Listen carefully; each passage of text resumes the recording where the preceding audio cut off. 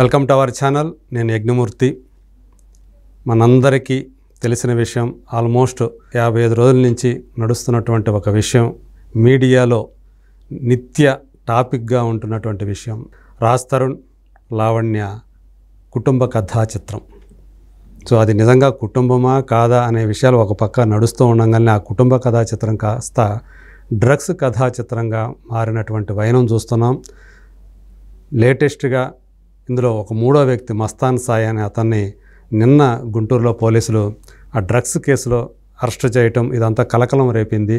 So ఈ సందర్భంలోనే ఇదే కేసుకు సంబంధించి మీడియా ముందుకు వచ్చి లావణ్య గురించి మాట్లాడినటువంటి, ఆమెకు వ్యతిరేకంగా మాట్లాడినటువంటి ప్రీతి ఉదయ్ అనే వాళ్ళకి సంబంధించినటువంటి డ్రగ్స్ తీసుకుంటున్నటువంటి వీడియోలు ఇప్పుడు మీడియాలో బయటికి రావటం. సో ఇదంతా కూడా అసలు ఏం జరగబోతుంది, ఈ కేసు ఇన్ని మలుపులు తిరుగుతూ ఉంది, అసలు దీనికి అంతం ఎక్కడ, చివరికి ఇందులో ఎవరెవరు దోషులుగా తేలుతారు, ఎవరు నిర్దోషిగా తేలుతారు అనేది చాలా ఆసక్తికరంగా మారినటువంటి ఈ వైనం. దీని మీద సో మన సీనియర్ జర్నలిస్ట్ అలాగే విశ్లేషకులు భరద్వాజ్ గారు ఏమందారో తెలుసుకుందాం. నమస్కారం సార్. నమస్తే అండి. సో ఇది మనం చూస్తూ ఉన్నాము.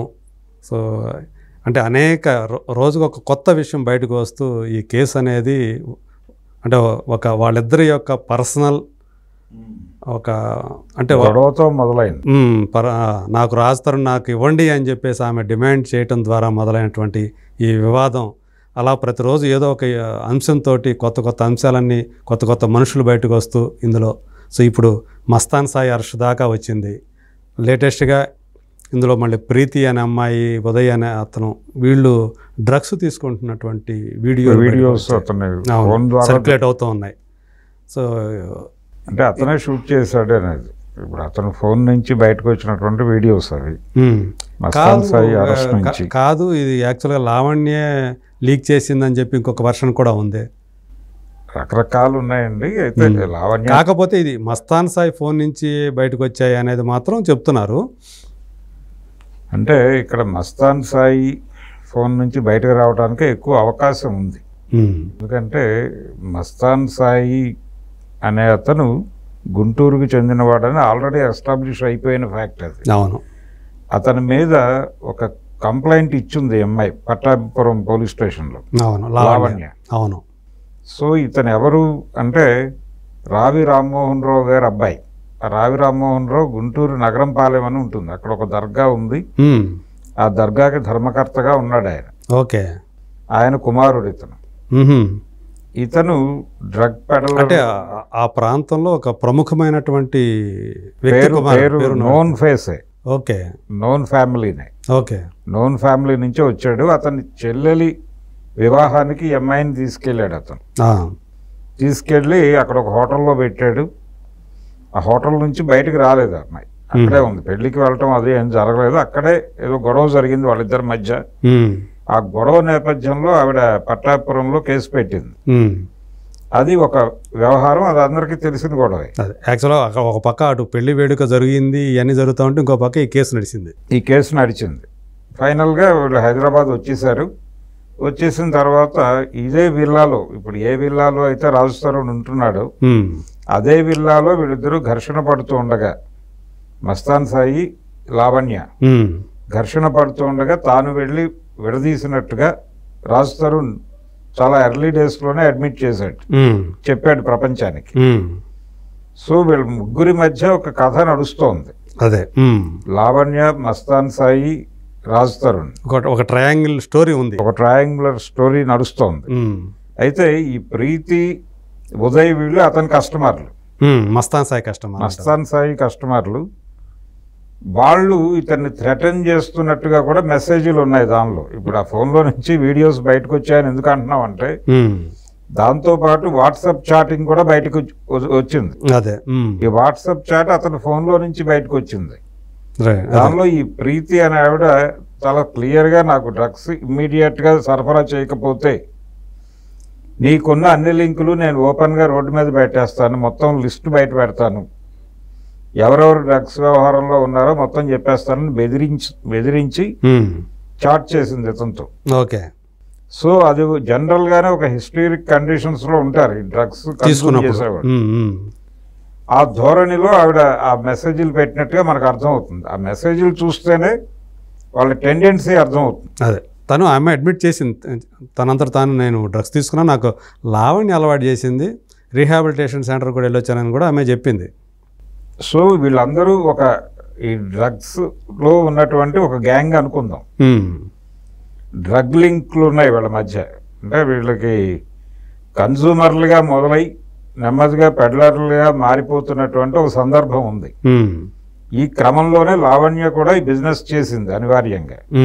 ఇతను చేస్తున్నాడు. ఇప్పుడు ఇతను గుంటూరు, కృష్ణా జిల్లా ఈ ప్రాంతాల్లో కూడా ఇతనికి కస్టమర్స్ ఉన్నారని, వారికి సరఫరా చేయటం కోసం వెళ్ళిన క్రమంలో అరెస్ట్ అయ్యాడు అనేది కూడా ఒక స్టోరీ నడుస్తుంది, ఇప్పుడు ఎస్టాబ్లిష్ అయింది. దీంతో ఇప్పుడు ఏపీ పోలీసులు అలర్ట్ అయిపోయారు. అలర్ట్ అయిపోయి అక్కడ ఎక్కడెక్కడ లింకులు ఉన్నాయి, ఇతనికి ఎవరన్నా పెడ్లర్స్ ఉన్నారా, అక్కడ ఏజెంట్స్ ఉన్నారా అని.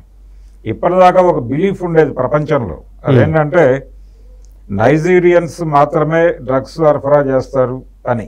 ఇక్కడ అది కాదు, ఇక్కడ సన్ ఆఫ్ ది సాయిల్, ఈ భూమిపుత్రులే ఈ కార్యక్రమం చేస్తున్నారు అనేది మనకి ఇప్పుడు ఈ కేసు ద్వారా బయటకు వచ్చేసింది. బయటకు వచ్చింది, వీళ్ళే వ్యాపారాలు చేస్తున్నారు, వీళ్ళే కన్జ్యూమ్ చేస్తారు, అది అనివార్యంగా మారిపోతుంది. ఆ సర్కిల్లోకి వెళ్ళిపోతారు వీళ్ళు. ఈ వెళ్ళిపోయిన క్రమంలో ఈ వీడియోలు ఎందుకు తీసేటంటే వాళ్ళని థ్రెటన్ చేయడం కోసం అయి ఉండొచ్చు. అవును, రేపు ఎప్పుడైనా ఉపయోగపడతాయి అనే ఉద్దేశంతోనే చేశాడు. ఆ మెట్ల మీద విన్యాసాలు అవును ఇవన్నీ షూట్ చేశాడు. అలాగే వాళ్ళు డ్రగ్స్ తీసుకున్న తర్వాత ఉండేటువంటి కొన్ని భంగిమలు కూడా ఇతను షూట్ చేశాడు. అవును, షూట్ చేసి తన దగ్గర పెట్టుకున్నాడు. జస్ట్ కేవలం థ్రెట్ చేయడం కోసమే స్టోర్ చేశాడు అతను.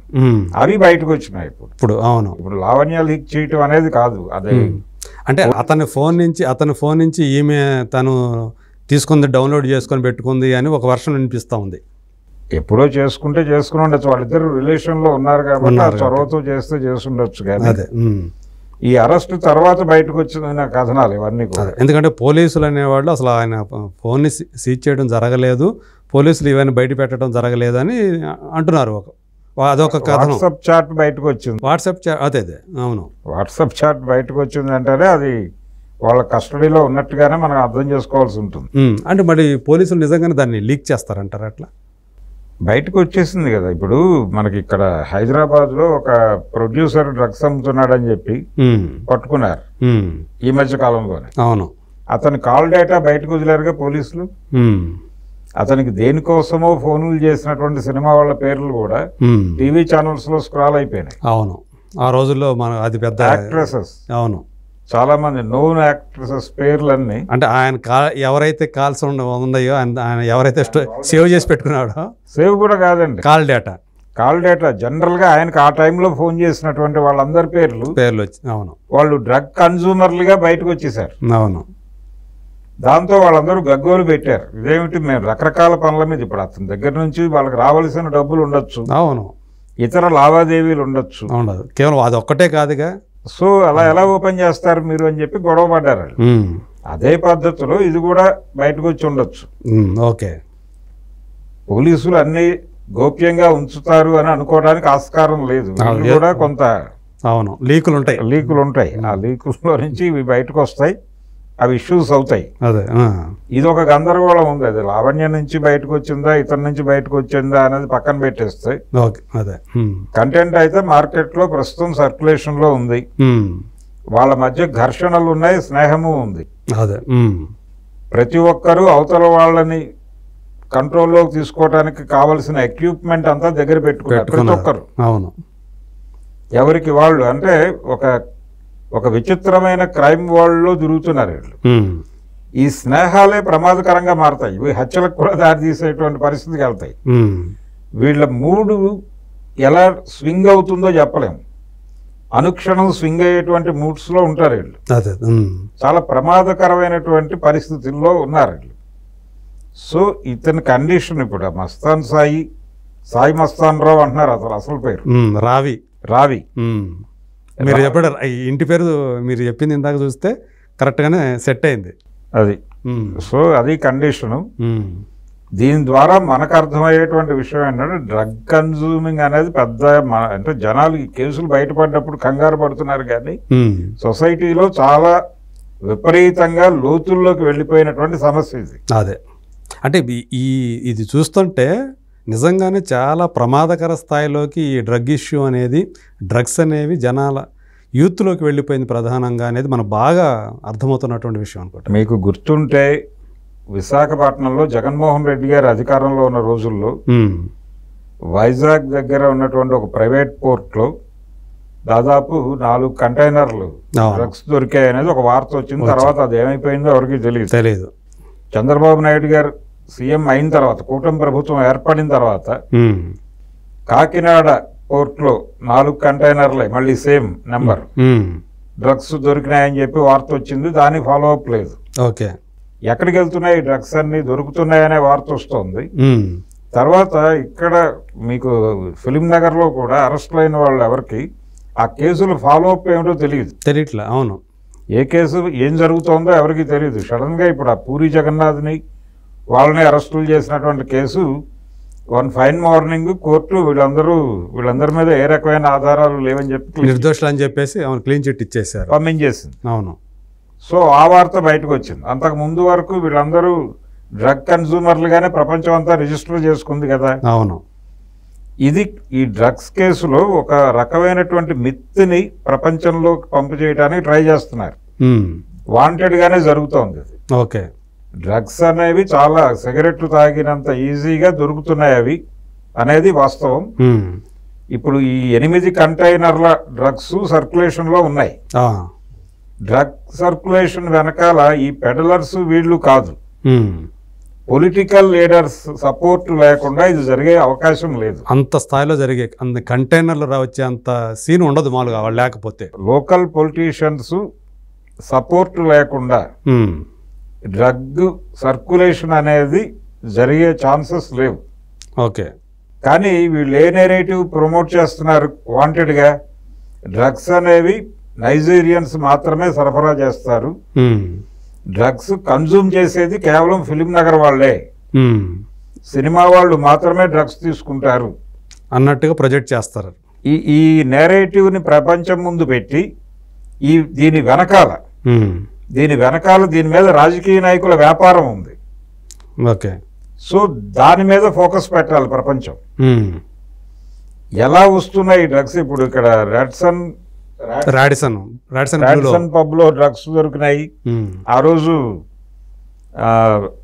అంటే ఈ దాడి జరిగినప్పుడు కూడా దానిలో 150 మంది ఉంటే 150 మంది ఎవరికి తెలియదు. 3-4 పేర్లు వస్తాయి బయటికి. ఆ 3-4 పేర్లు కూడా సినిమా వాళ్ళవే. అవును, సినిమా వాళ్ళ పిల్లల పేర్లు మాత్రమే బయటకు వస్తాయి. మిగిలిన వాళ్ళు ఎవరికి తెలియదు. అందులో పోలీస్ ఆఫీసర్స్ పిల్లలు ఉండొచ్చు, ఐఏఎస్ ఆఫీసర్ల పిల్లలు ఉండొచ్చు, సెక్రటేరియట్ ఉద్యోగులు కూడా ఉండొచ్చు. అక్కడ సెక్రటేరియట్లో అది ఆంధ్ర కావచ్చు, తెలంగాణ కావచ్చు, ప్రభుత్వ ఉద్యోగుల్లో కూడా ఒత్తిడిలో పనిచేస్తున్న వాళ్ళు చాలా మంది ఉంటారు కదా. అవును, వాళ్ళు కూడా ఒత్తిడిలోంచి బయటపడటం కోసమే డ్రగ్ కన్జ్యూమర్లుగా మారుతారు అనేది ఒక అంచనా ఉంది. సో ఆ ఏరియాలో ఘర్షణ ఉన్నవారు, ఆ ఏరియాలో ఒత్తిడి ఉన్న వాళ్ళు కూడా డ్రగ్స్ తీసుకోవచ్చు కదా, ఛాన్స్ ఉంది.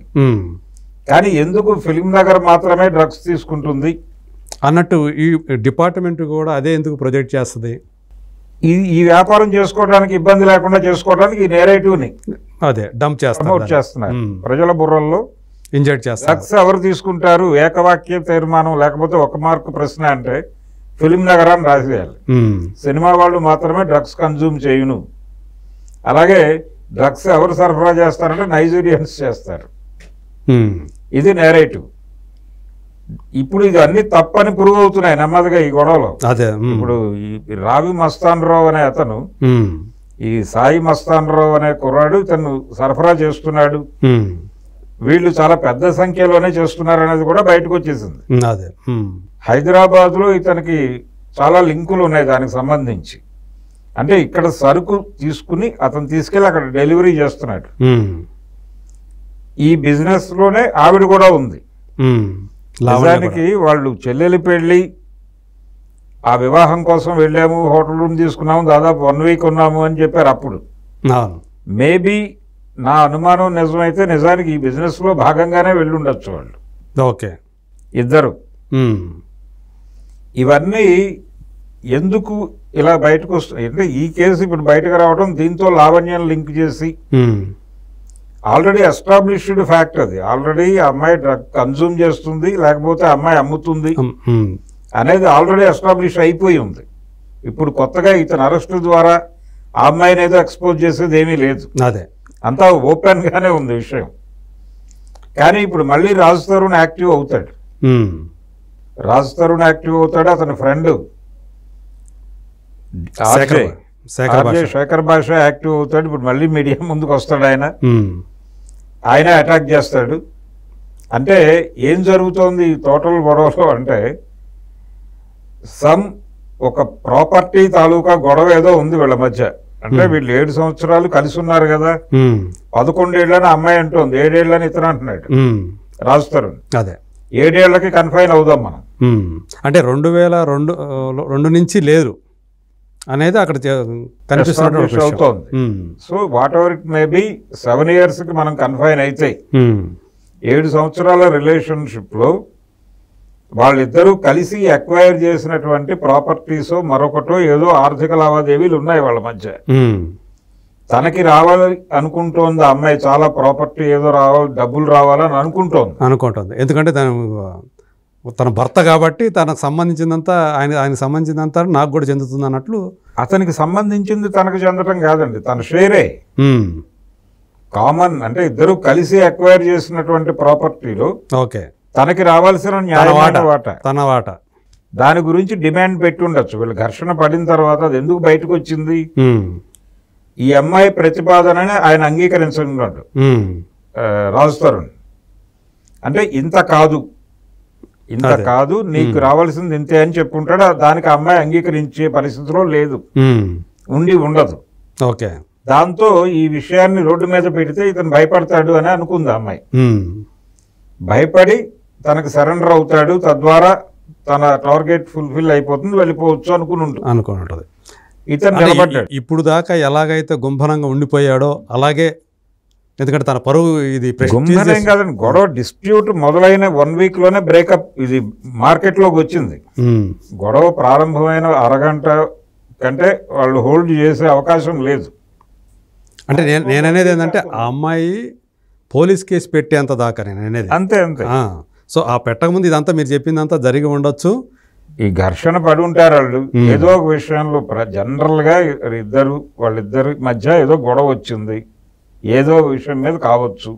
దానికి అతను చెప్తున్న రీజన్ ఏంటంటే ఈ మస్తాన్ సాయితో రిలేషన్షిప్లో పైన ఉంది, అదే విల్లాలో పై పోర్షన్లో ఉంది. వాళ్ళిద్దరు గొడవ పడుతుంటే నేను వెళ్ళి విడదీశాను అని చెప్పాడు.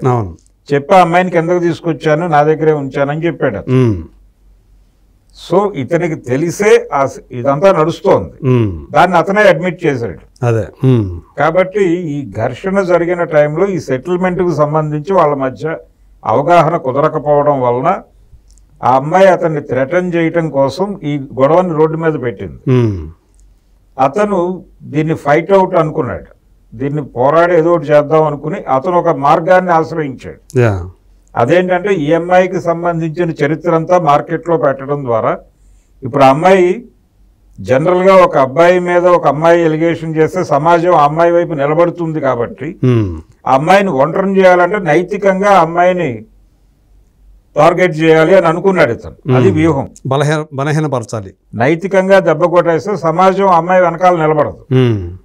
ఈ ప్రోగ్రాంలో భాగంగా అమ్మాయి ఎఫ్ఐఆర్లు ఉన్నాయి, ఆ అమ్మాయి డ్రగ్ కన్జ్యూమరు, ఇవన్నీ మాట్లాడుతూ వచ్చారు రిపీటెడ్గా. దానికి సంబంధించిన బోల్డ్ ఎవిడెన్స్లు పట్టుకొచ్చి చూపించారు మీడియా ముందు. ఈ పట్టాభిపురం కేసు ఎఫ్ఐఆర్తో సహా ఆ అమ్మాయి గతంలో డ్రగ్స్ కన్జ్యూమ్ చేస్తూ అరెస్ట్ అవ్వటం, అంటే కస్టడీలోకి వెళ్ళటం, తర్వాత రీహాబిలిటేషన్కి వెళ్ళటం, అక్కడ పరిచయాలు కదా ఇవన్నీ. ఇప్పుడు మనం చూస్తున్నటువంటి ప్రీతి అండుకో. సో ఇదంతా కూడా ప్రపంచం ముందుకి వచ్చేసింది. ఇప్పుడు ఆ అమ్మాయి ఎందుకు అతనే కావాలని గొడవ చేసి ఇంత జరుగుతుండగా నాకు రాజ్ తరుణ్ కావాలి, I want Raj Tarun right now అన్నట్టు డిమాండ్ చేసింది. ఆ డిమాండ్ వెనకాల ఉన్న విషయం అదే. ఆవిడకి రాజ్ తరుణ్ కాదు కావాల్సింది, అదే తను చెప్పినటువంటి తన డిమాండ్ ఏదైతే ఉంది వెనక ఉన్న తను చెప్పినటువంటి ప్రాపర్టీ తాలూకా డిమాండ్ ఆ డిమాండ్ సెటిల్ చేయి, నేను నిన్ను వదిలేస్తాను అనేది ఆవిడ కూడా. ఇతనేమో ఆ అమ్మాయిని పలచన చేయటం ద్వారా దాన్ని తగ్గించాలని చూస్తున్నాడు. ఇప్పుడు అమ్మాయి 10 రూపాయలు అడిగింది అనుకోండి, ఆ అమ్మాయిని పలచన చేయటం ద్వారా 2 రూపాయలకు పట్టుకొచ్చి సెటిల్ చేసుకోవాలనేది ఇతను కూడా. ఈ ఘర్షణ జరుగుతోంది వాళ్ళిద్దరి మధ్య. దీనిలోకి ఈ డ్రగ్స్ ఇవన్నీ అనివార్యంగా వచ్చి చేరిపోతున్నాయి, రోజుకో కొత్త సమాచారం. ఇది సెటిల్ కాకుండా ఉంది కాబట్టి దీంతో లింక్ అయ్యి ఇవన్నీ మాట్లాడుకుంటుంది ప్రపంచం. ఇప్పుడు సెటిల్ అవ్వాల్సింది అది. పోలీసులు కూడా ఏం చేయాలో అర్థం కాని పరిస్థితి. అదే అంటే డ్రగ్స్కి సంబంధించి వాటి మీద కేసు పెడతారు, మస్తాన్ రావు మీద కేసు పెడతారు, అతను లోపలికి వెళ్ళిపోతాడు, వచ్చేస్తాడు, ఇది అయిపోతుంది క్లియర్ అయ్యి. అతనికి ఇది పెద్ద ఇష్యూ కూడా కాదు. ఆల్రెడీ అతని మీద నిఘా ఉండుండొచ్చు, ఇంతకుముందే హైదరాబాద్లో ఉండుండొచ్చు, ఇప్పుడు అక్కడ ఓపెన్ అయ్యాడు. అదే ఓపెన్ అయ్యాడు, అరెస్ట్ అవుతాడు, లోపలికి వెళ్తాడు, గుంటూరు సబ్ జైలుకి వెళ్తాడు, బయటకు వచ్చేస్తాడు. తలంటి పోసుకున్నట్టుగానే ఫీల్ అవుతారు వీళ్ళు జైలుకి వెళ్ళి రావటం అనేది. సో అది అయిపోతుంది, ఆ ఎపిసోడ్ అయిపోతుంది, అతను హ్యాపీ. వీళ్ళది సెటిల్ కానంత వరకు ఇలాంటి 100 కేసులు రావచ్చు. అవును, ఇప్పుడు ఆ అమ్మాయి టోన్ తగ్గింది గతంతో పోలిస్తే. లావణ్య ఇదివరకు అట్లంత బలంగా ఇతను నాకు కావాలి అనే డిమాండ్ నుంచి కొంచెం డైల్యూట్ అవుతోంది. డైల్యూట్ అయ్యి ఏదో మేరకు సెటిల్ చేసుకుని ఈ రొంపి నుంచి బయటకు వెళ్ళాలి అనే మూడ్లో ఉంది ఆవిడ.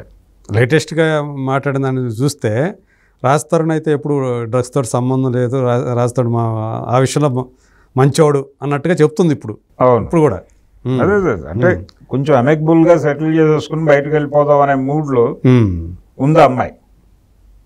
కాబట్టి ఇది డెఫినెట్గా మ్యాక్సిమం ఒక 1 వీక్ ఆర్ 10 డేస్లో ఒక కొలిక్కి రావచ్చు. ఇప్పుడు పోలీసులు కూడా ప్రెజర్ పెడతారు, అలాగే పెట్టిన సందర్భంగా ఒక అవగాహనకు వచ్చి ఆ ప్రాపర్టీ తాలూకా గొడవ ఏదో సెటిల్ చేసేసుకుని వాళ్ళ మధ్య గొడవ రిజాల్వ్ అయిపోతుంది.